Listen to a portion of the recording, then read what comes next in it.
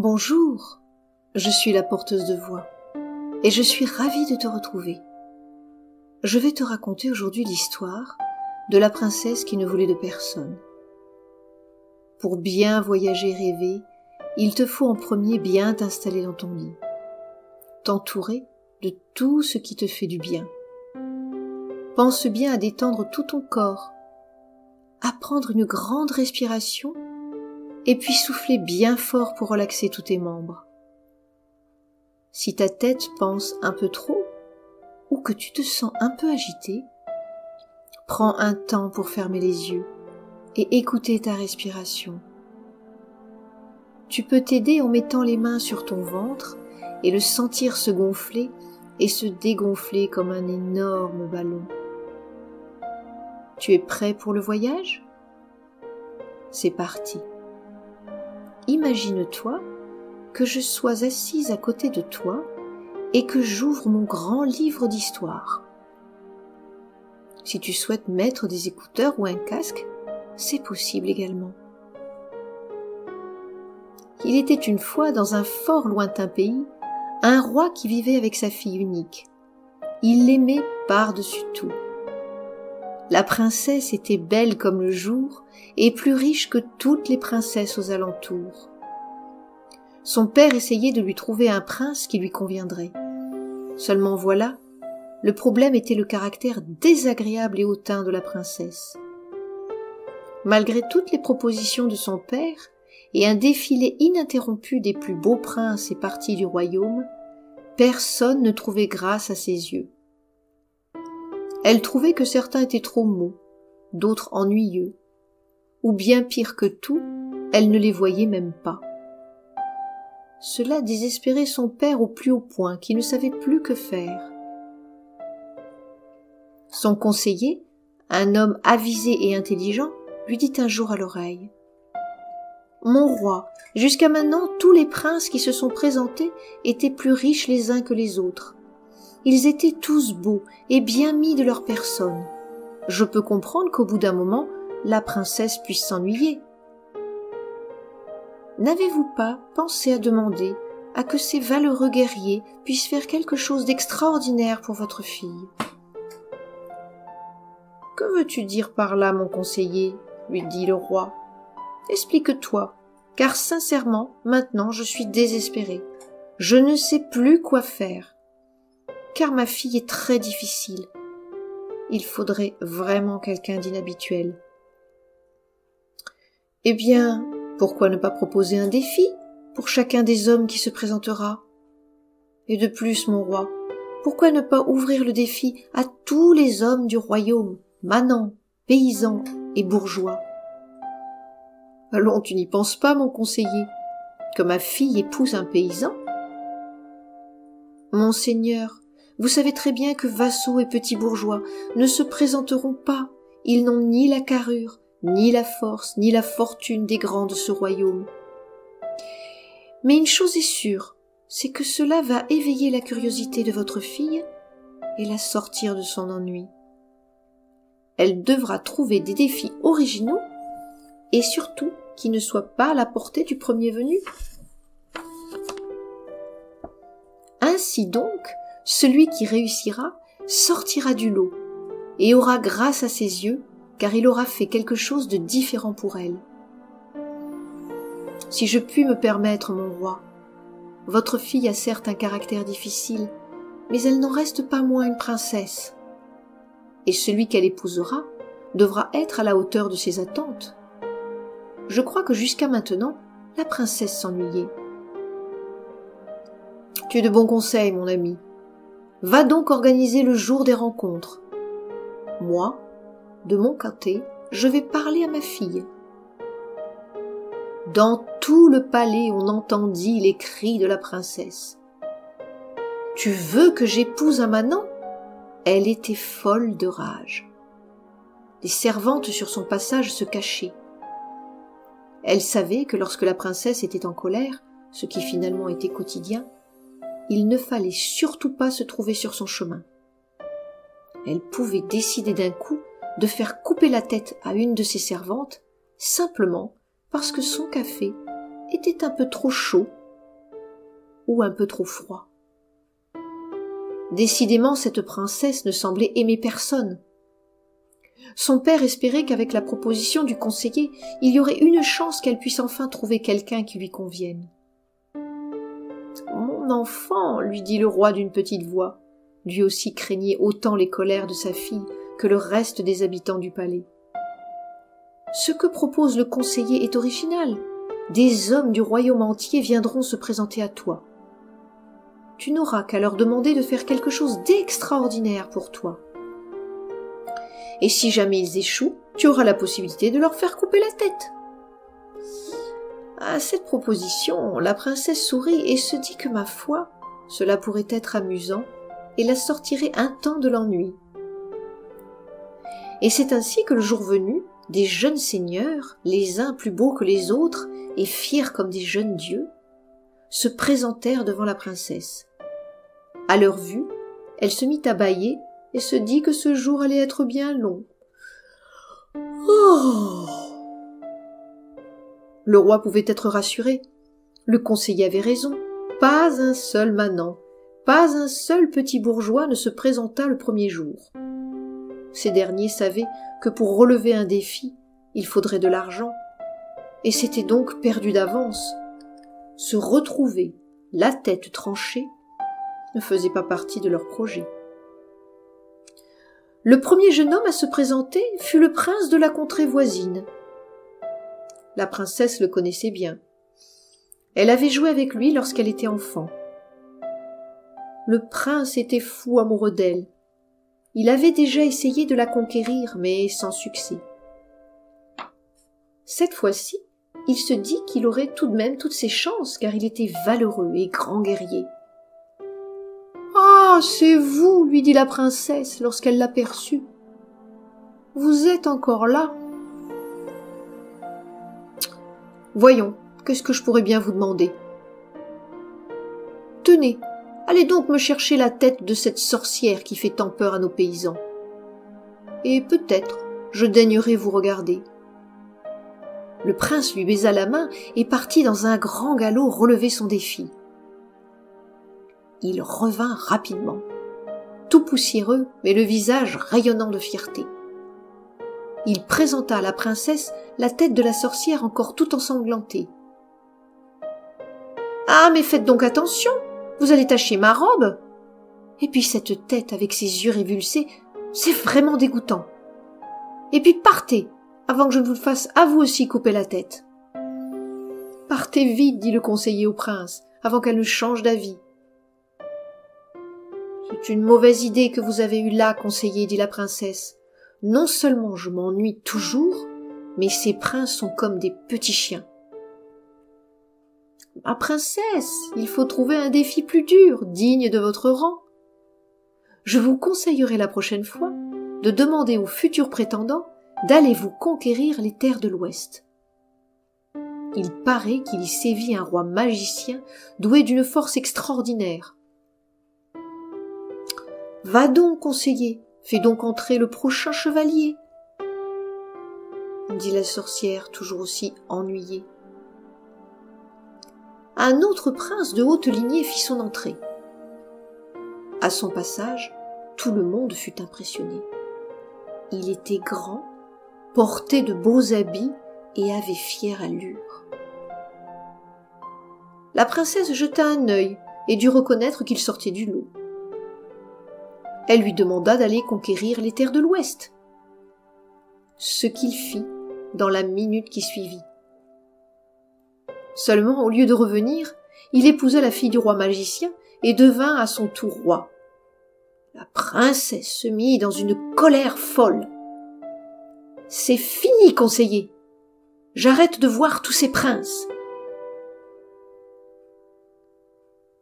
S'il vous plaît, une dernière fois, votre majesté, dit le conseiller désespéré. Faites donc entrer le prochain, et sois reconnaissant de ma générosité, que je ne te fasse pas jeter en prison et manger par les lions. » Au lieu d'un prince, un petit homme s'avança au pied de la princesse. Il n'était pas très grand, il n'était pas très beau, il ne parlait pas fort, et en plus sa tenue était des plus misérables. « Allons, fit avec impatience la princesse, que l'on fasse venir le prochain. Ma patience a des limites. »« Mais il est devant vous, Majesté, dit le conseiller. » La princesse se pencha et ne vit personne. Le petit homme était si insignifiant à ses yeux qu'il n'existait pas. « Se moque-t-on de moi ? Il n'y a personne devant moi. » Mais une petite voix douce et ferme à la fois lui répondit. « Majesté, je suis bien là devant vous. Si vous daignez baisser le regard doucement, vous me verrez. » La princesse abaissa le regard et enfin aperçut le petit homme. Dieu, qu'elle le trouva laid, miséreux et surtout commun. Elle le prit pour un serviteur. « Serviteur, lui dit-elle, va donc à la cuisine me ramener à manger. J'attends un prétendant qui commence fort à m'agacer. »« Mais princesse, c'est moi votre prétendant. » La princesse n'en crut pas ses oreilles. Elle avait pourtant bien entendu. Ce petit moins que rien prétendait devenir son mari. Elle trouva la scène si comique qu'elle se mit à rire. Cela faisait longtemps qu'elle n'avait ri ainsi. Au moins, se dit-elle, ce petit bonhomme de rien m'amuse. Qu'as-tu donc à me proposer, moi qui viens de voir les plus grands princes du royaume? Je n'ai ni la force, ni l'argent, ni le courage pour relever le défi que tu me proposeras. Mais je peux te proposer une vie simple et bienheureuse au coin de l'âtre l'hiver et devant le soleil couchant l'été. Il faudra travailler dur, mais la maison est généreuse et chacun mangera à sa faim. Enfin, tu me donneras une nombreuse progéniture qui jouera autour de nous et dont nous serons fiers. » La princesse, en entendant cela, se remit à rire de plus belle. Mais cette fois-ci, son rire se fit dur et menaçant. « Ha ha ha ! Et qu'as-tu donc encore de charmant à me proposer ?» dit-elle d'un ton dur. « Eh bien, j'ai un don qui est celui de raconter des histoires. Tous les soirs, je te raconterai une histoire qui enchantera ton cœur et apaisera ton âme. Car une âme apaisée est le plus beau cadeau que l'on puisse avoir en soi. Cela dépasse de loin toutes les richesses de ton royaume.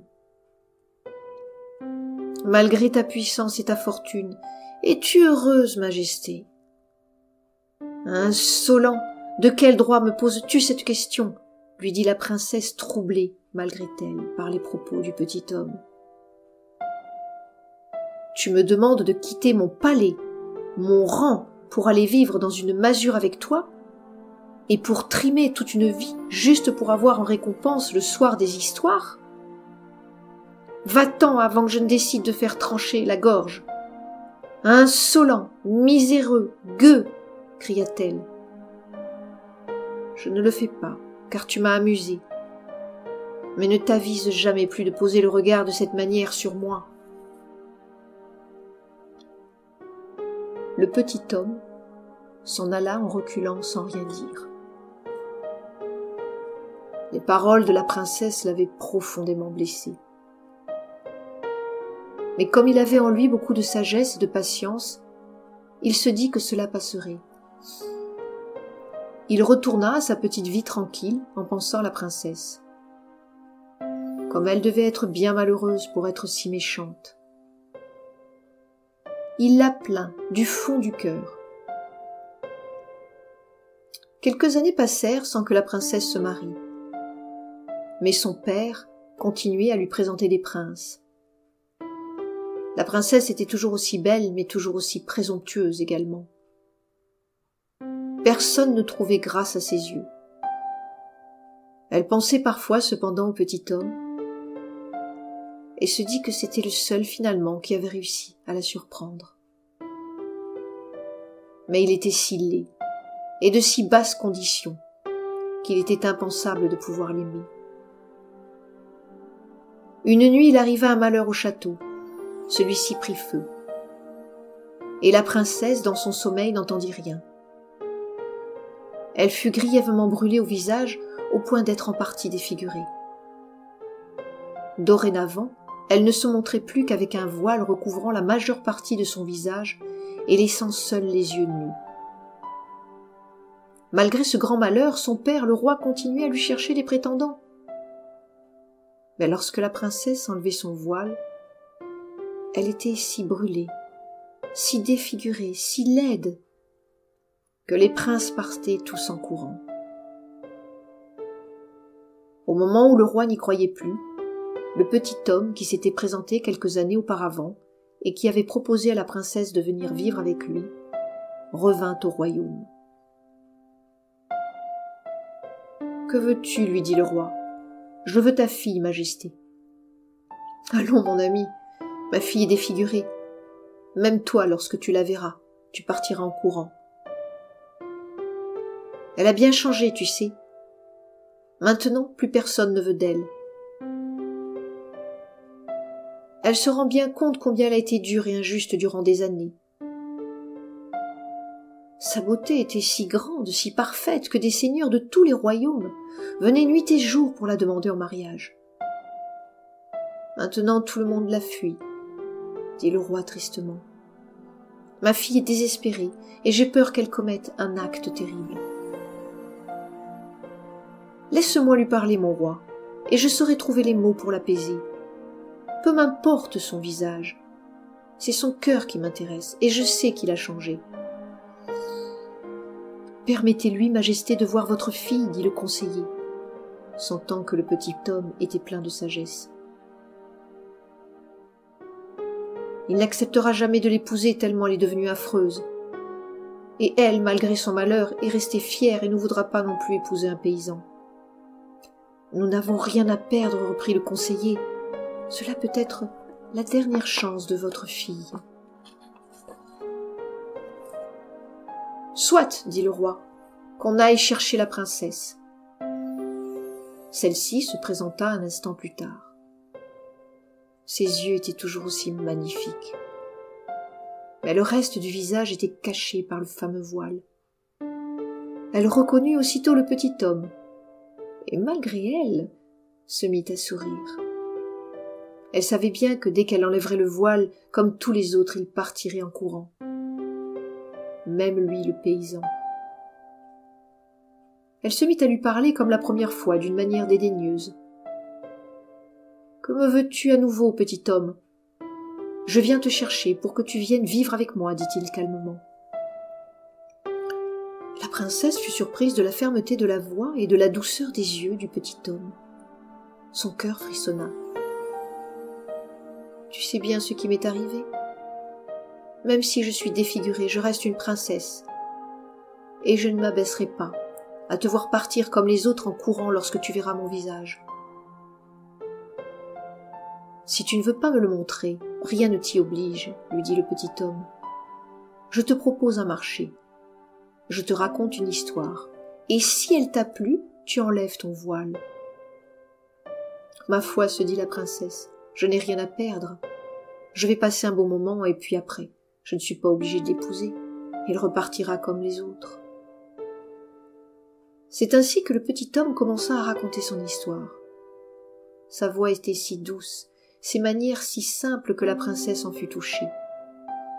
Cet homme si commun qu'il fût prenait du temps pour la divertir et être près d'elle sans rien lui demander en retour.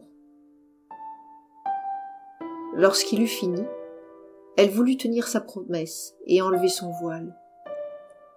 Mais le petit homme retint son bras et lui dit « Majesté, je ne vous ferai rien, faire qui puisse vous causer de la peine. Si vous me le permettez, je reviendrai chaque jour pendant une semaine vous raconter une histoire. Au bout de cette semaine, vous déciderez ou non si vous souhaitez venir avec moi. » Le petit homme, comme promis, revint chaque jour raconter son histoire. Et la princesse se rendit compte que son cœur cognait plus fort à sa venue. Elle l'attendait de jour en jour avec plus d'impatience et tout de même sans trop vouloir se l'avouer. Elle trouva finalement que la laideur du petit homme était une originalité et renforçait son caractère. Elle trouva également que sa simplicité ressemblait à de l'humilité et que sa pauvreté était finalement de la sobriété. Le dernier jour arrivait et le petit homme revint au palais.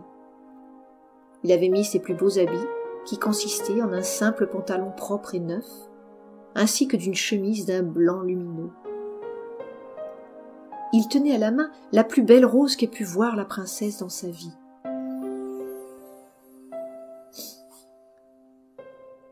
« Avant que vous ne parliez, Majesté, lui dit-il, je voulais vous dire certaines choses.